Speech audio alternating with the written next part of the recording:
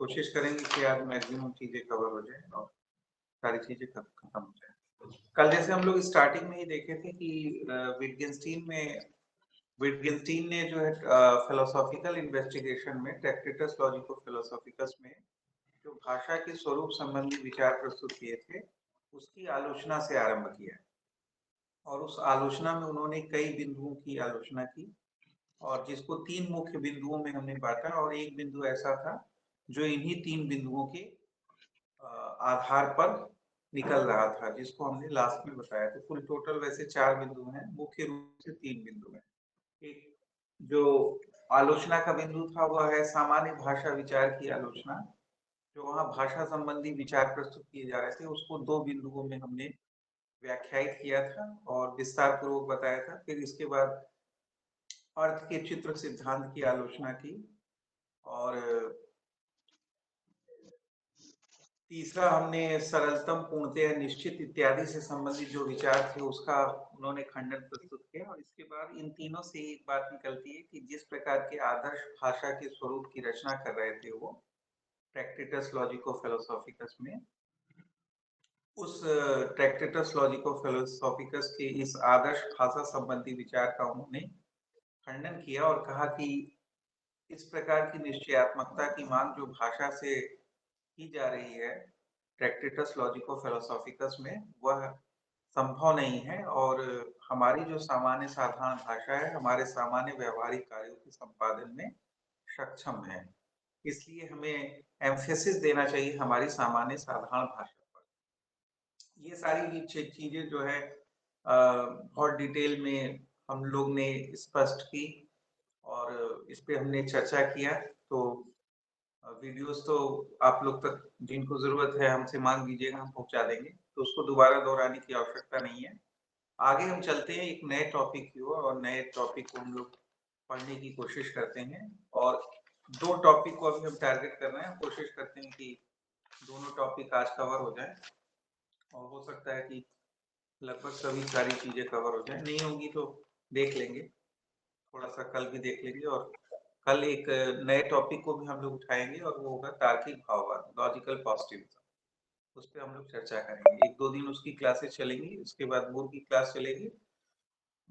इसके बाद हम लोग एक नए टॉपिक उठाएंगे जो आप लोग में से कोई अभी नहीं पढ़ा है, उस सरल को पढ़ाएंगे, फेनोमेनोलॉजी। मतलब जो पुराने छात्र भी हैं वो भी यहीं तक पढ़े थे, तार्किक भाववाद तक ही। इसके बाद फिर से रिवीजन होने लगा। आज की क्लास में जो पहले बिंदु को हम स्पष्ट करेंगे कि फिलोसॉफिकल इन्वेस्टिगेशन में विटगेन्स्टीन ने दार्शनिक समस्या के स्वरूप और दार्शनिक समस्या के निदान के संदर्भ में विस्तार पूर्वक अपने विचारों को प्रस्तुत किया है। तो हम लोग ये देखेंगे कि ये दार्शनिक समस्या का स्वरूप क्या है और दार्शनिक समस्या के स्वरूप के साथ एक बड़ा महत्वपूर्ण संदर्भ यह भी जुड़ता है जिसकी व्याख्या विश्लेषण उन्होंने किया है कि दार्शनिक समस्याएं उत्पन्न किस प्रकार होती हैं, यानी वो कौन सी परिस्थितियां होती हैं जिनमें दार्शनिक समस्याएं उत्पन्न होती हैं और अगर उत्पन्न हो जाती हैं तो उनका स्वरूप कैसा होता है, वो स्वरूप कैसे हम उस स्वरूप को हम डिफाइन करते हैं। ये सारी चीजें वो जो है व्याख्यायित कर रहे होते हैं। इन सारी चीजों को हम देखेंगे। फिर इन दार्शनिक समस्याओं के निदान के रूप में वो एक लिंग्विस्टिक गेम का संदर्भ प्रस्तुत करते हैं जिसे भाषीय खेल कहते हैं। उसको हम लोग समझने की कोशिश करेंगे। इन 2 टॉपिक्स को हम एक साथ समझेंगे। इसके बाद हम देख लेंगे मीनिंग एंड यूज। उसमें बहुत सारी वो नहीं है मीनिंग एंड यूज में, तो बहुत सारे वो अगर थोड़ा बहुत रह भी जाएगा तो उसको हम कल वाले क्लासेस में देखेंगे। तो अभी ये 2 बिंदुओं को देखने की कोशिश करते हैं कि दार्शनिक समस्याओं का स्वरूप क्या है, दार्शनिक समस्याएं उत्पन्न कैसी होती हैं और दार्शनिक समस्याओं के निदान के लिए किस प्रकार लिंग्विस्टिक गेम की अवधारणा प्रस्तुत करते हैं। और इसी लिंग्विस्टिक गेम के संदर्भ में 2 प्रकार के बिंदुओं की चर्चा वो करते हैं।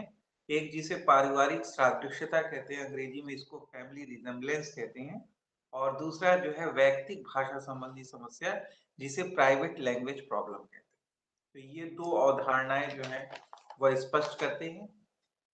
इन दोनों अवधारणाओं के संदर्भ में, इन दोनों बिंदुओं की अवधारणाओं के संदर्भ में हम थोड़ा सा व्याख्या करेंगे। इन सारी चीजों को आप लोग को स्पष्ट करने की कोशिश करेंगे। तो जैसा आरंभिक क्लासेस में भी आपको थोड़ा-सा हमने संकेत किया था दार्शनिक समस्याओं के संदर्भ में, कि दार्शनिक समस्याएँ हैं क्या और दार्शनिक समस्याएँ उत्पन्न कैसे होती हैं। इन सारी चीज़ों को अ, एक हल्का संकेत हमने कई बार किया है। थोड़ा-सा हम यहाँ विस्तार पूर्वक आपको इसको समझाने का प्रयास करेंगे, कि ये दार्शनिक समस्याओं को किस स्वरूप में समझ रहे होते हैं। इसके लिए कुछ विशिष्ट पदावलियों का प्रयोग विट्गेन्स्टीन करते हैं, जिससे रिलेटेड प्रश्न आप लोग की नेट जेआरएफ में अक्सर पूछा जाता है। जैसे इसको कहते हैं पहेली, पज़लमेंट, ठीक है? उलझन। इस तरह के पदों का प्रयोग करते हैं दार्शनिक समस्याओं के संदर्भ में। और कुछ महत्वपूर्ण जिसको कहते हैं ना स्टेटमेंट्स भी देते हैं, उक्तियाँ भी प्रस्तुत करते हैं और ये महत्वपूर्ण जो स्टेटमेंट्स हैं, वह एज़ इट इज़ आप लोग के यूजीसी नेट जेआरएफ की उसमें पूछा जाता है, एग्ज़ाम्स में। तो आप लोग उसको ध्यान दीजिएगा। जैसे एक पूछ दिया जाता है दार्शनिक समस्याओं को एक पहेली के रूप में कौन-सा दार्शनिक स्वीकार करता है? तो यही स्वीकार करते हैं, लुडविग विट्गेन्स्टीन स्वीकार करते हैं। दार्शनिक समस्याओं को एक उलझन कौन कहता है? यही कहते हैं दार्शनिक समस्याओं को एक उलझन, ठीक है? तो अब ये जो शब्द प्रयोग किए जा रहे हैं ना पहेली, उलझन, तो ये पहेली, उलझन एक विशिष्ट सेंस में कहा जा रहा है। और इसी की अवधारणा आपको समझनी है, क्योंकि ये उलझन तो हम लोग के जीवन में भी सामान्य उलझन आती जाती रहती है। लेकिन इनका कहना है कि जो दार्शनिक समस्याओं को हम उलझन कह रहे हैं या इसको पहेली कह रहे हैं, तो ये एक विशिष्ट प्रकार की उलझन होती है। तो यानी इसकी एक विशिष्टता होती है, इस विशिष्टता को समझने की आवश्यकता होती है। ये उलझन किस प्रकार से एक विशिष्ट प्रकार की उलझन है।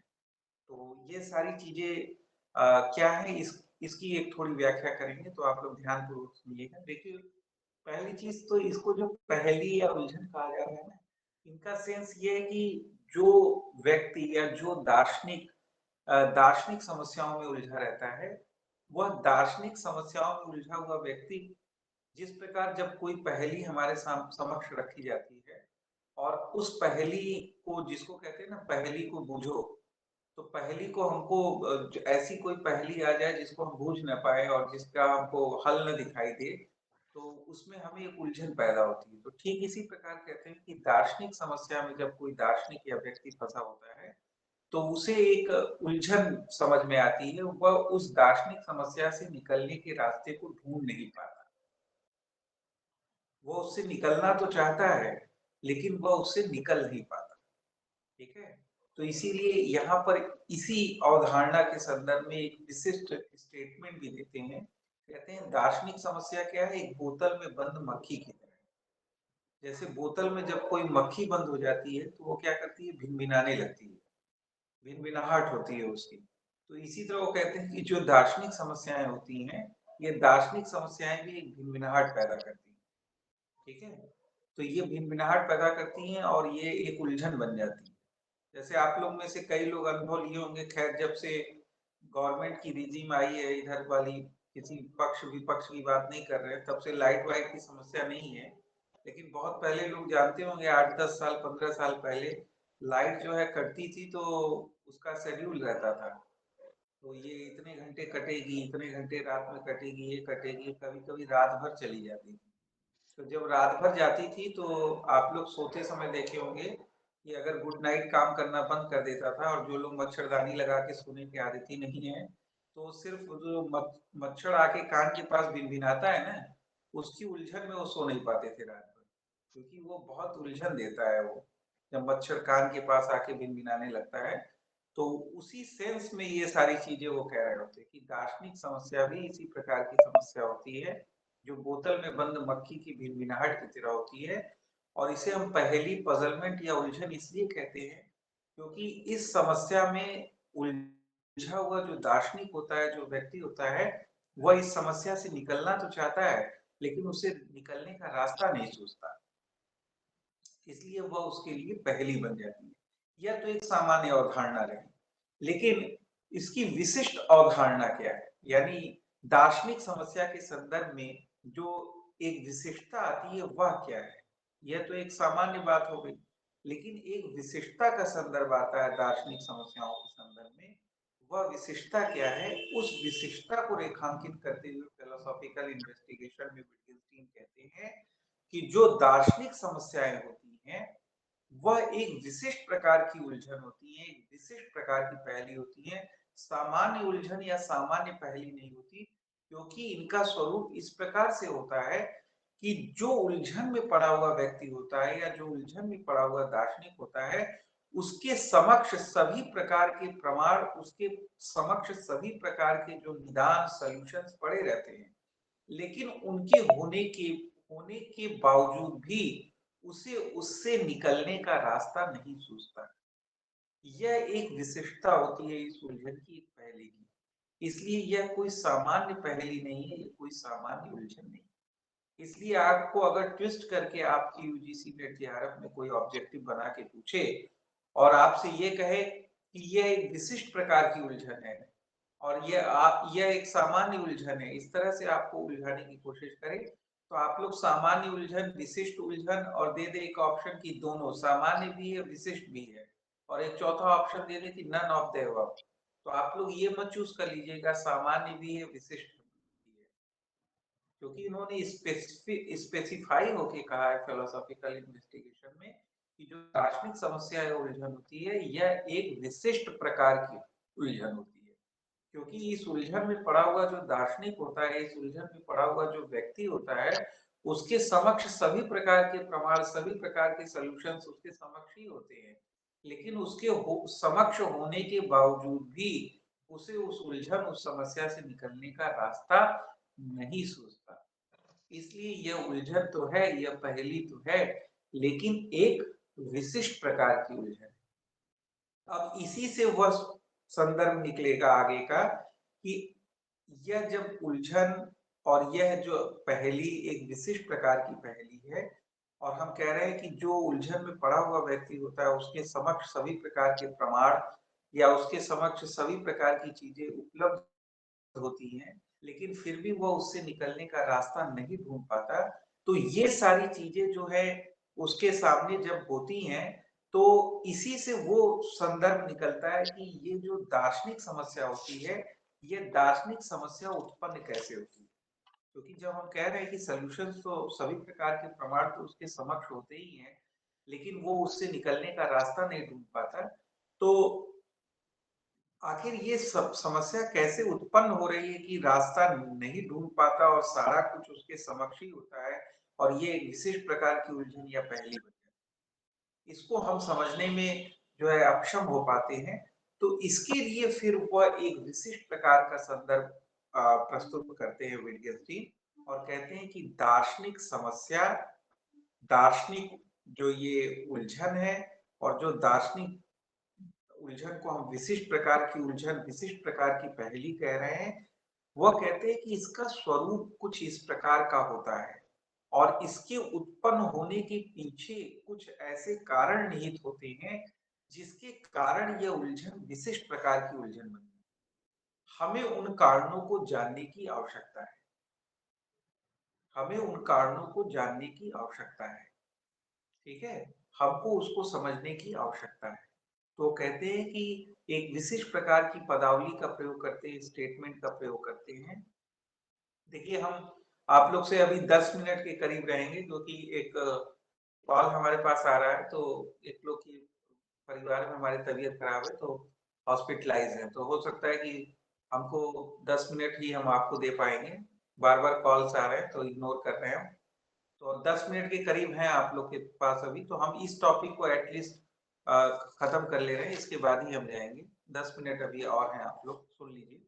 तो अब इसको हम लोग जल्दी जल्दी कोशिश करते हैं 10 मिनट, और फिर कल यहीं से फिर से हम स्टार्ट कर देंगे, और यहीं से स्टार्ट करके लगभग ये पूरा खत्म हो जाएगा फिलोसॉफिकल इन्वेस्टिगेशन।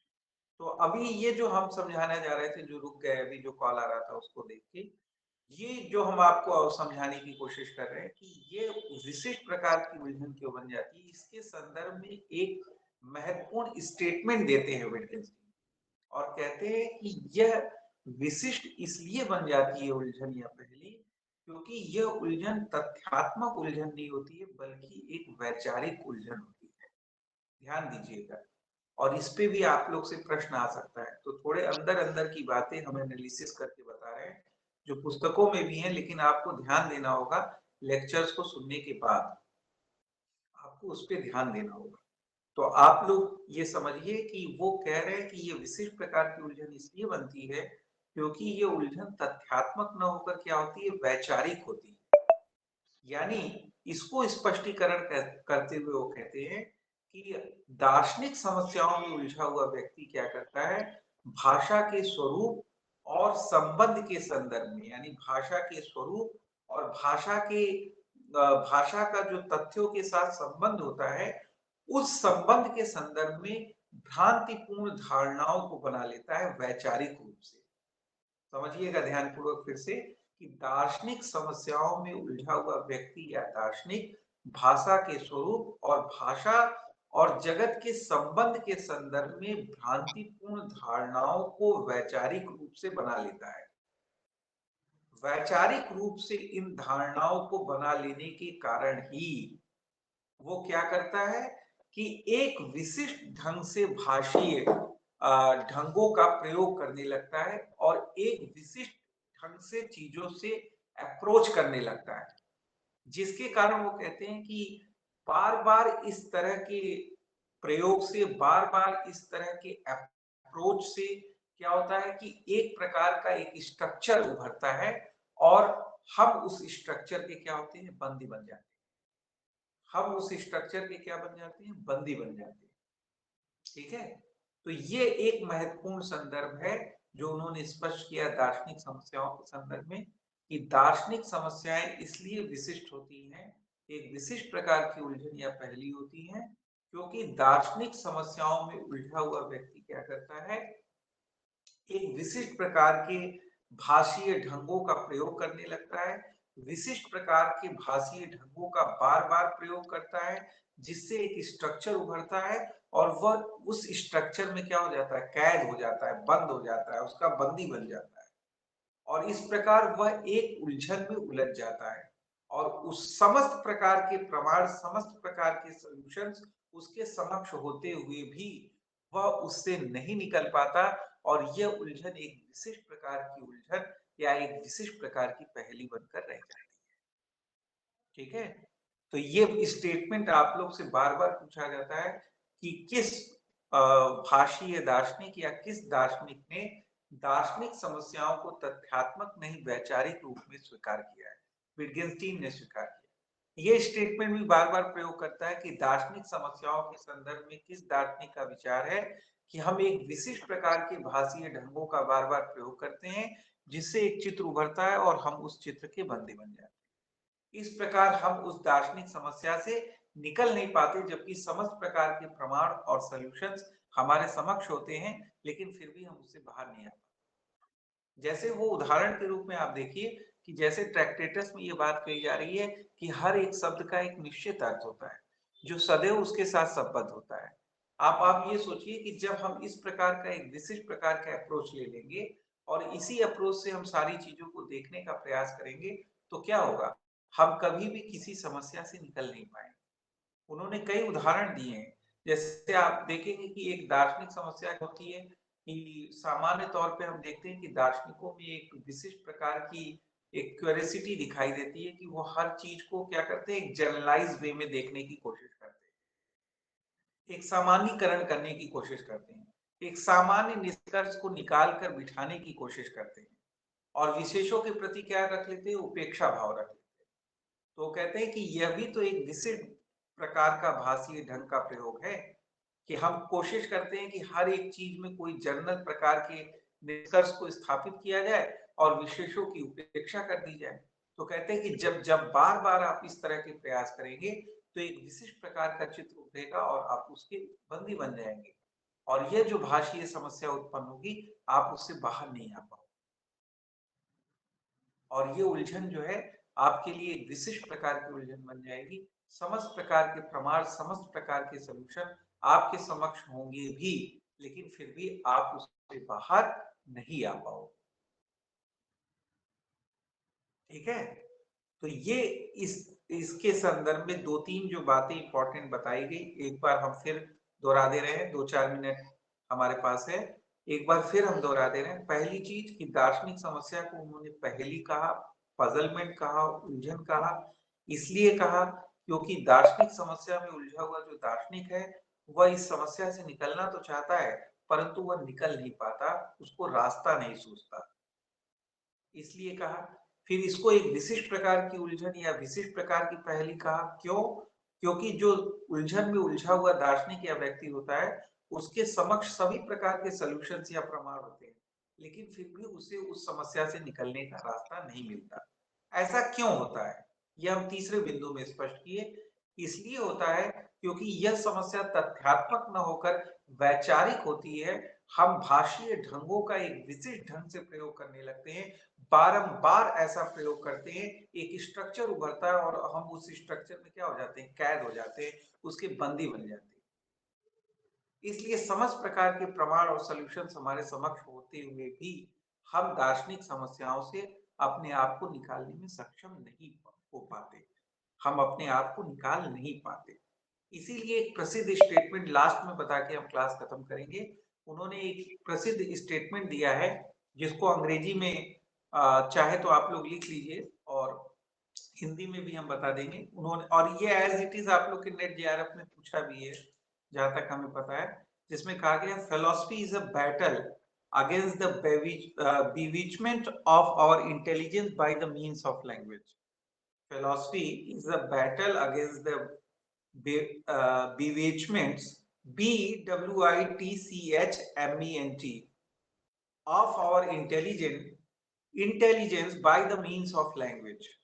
ठीक है, तो यहाँ क्या कहा जा रहा है, हिंदी में क्या है इसका अर्थ? इसका अर्थ यह है कि फिलॉसफी क्या है, दर्शन क्या है, जो एक प्रकार का भ्रम उत्पन्न होता है, उसके अगेंस्ट एक लड़ाई है, मीन्स ऑफ लैंग्वेज यानी भाषा के माध्यम से, जो हमारे इंटेलिजेंस, हमारी बुद्धिमत्ता में एक प्रकार का भ्रम उत्पन्न होता है, उसके अगेंस्ट एक लड़ाई है ये जो है फिलॉसफी। तो philosophy is a battle against the bewitchment of our intelligence by the means of language. तो अब ये लड़ाई कैसे वो लड़ते हैं? लिंग्विस्टिक गेम के माध्यम से। इसकी व्याख्या हम आज ही करने वाले थे, लेकिन एक इमरजेंसी आ जाने के कारण जो मैसेजेस आ रहे हैं हमको, तो एक इमरजेंसी के कारण हम क्लास को अभी सस्पेंड कर रहे हैं, और कल हम इसको दोबारा बताते हुए और कल फिलोसॉफिकल इन्वेस्टिगेशन हम खत्म कर देंगे। तो क्षमा प्रार्थी